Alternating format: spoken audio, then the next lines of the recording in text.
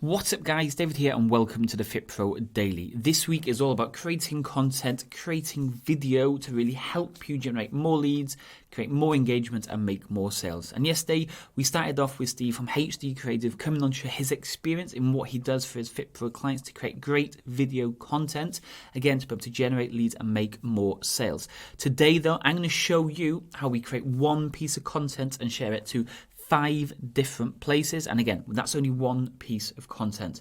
But before I do dive into today's episode, head over to Facebook, request to join the free Facebook group. That's FitPro Lead Gen with Dave. Request to join and get access to even more insights, guides, tips, guest interviews and so much more. Again, that's FitPro Lead Gen with Dave. Anyway, let's see how we create one piece of content and we share it to 5 different places every single day.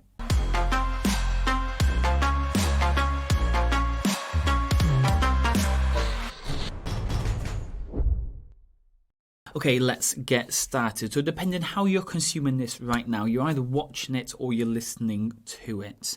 Everything starts by recording. So I'm sat here now, everything's behind me. I've got my laptop in front, my webcam just up here that you can't see, and my microphone just here. So every single week we have a range of topics that we want to talk about and create the FitPro Lead Gen Show. We then start by having the topics, we write it down on a bit of paper so we know what we're focusing on each of the days.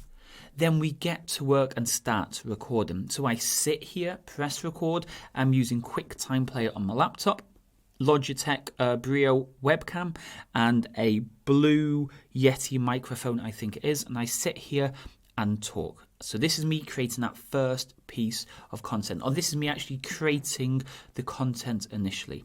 Once the content or once this has been filmed, Morgan then turns this into the FitPro Lead Gen Show, which then gets put on YouTube as a video. So it gets taken, it gets created, the intro, the main section and the outro all get put together. They have the nice banners around it and everywhere, all the intro breakups and everything. So Morgan creates all that and creates it into a video.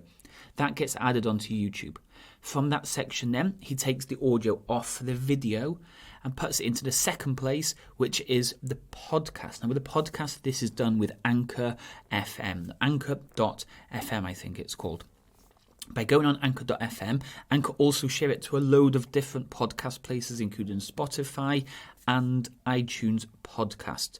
So that's step 2. Step 1, we stick it onto YouTube. Step 2, we stick it onto Anchor.fm, which is the podcast channel. Elsie then watches the video and she transcribes everything we're saying to put it into text. That text gets added onto the YouTube video in the description. It gets added to the podcast, the Anchor.fm description, and it also gets sent out as an email. So step number 3, we also then set it out or send it out as an email.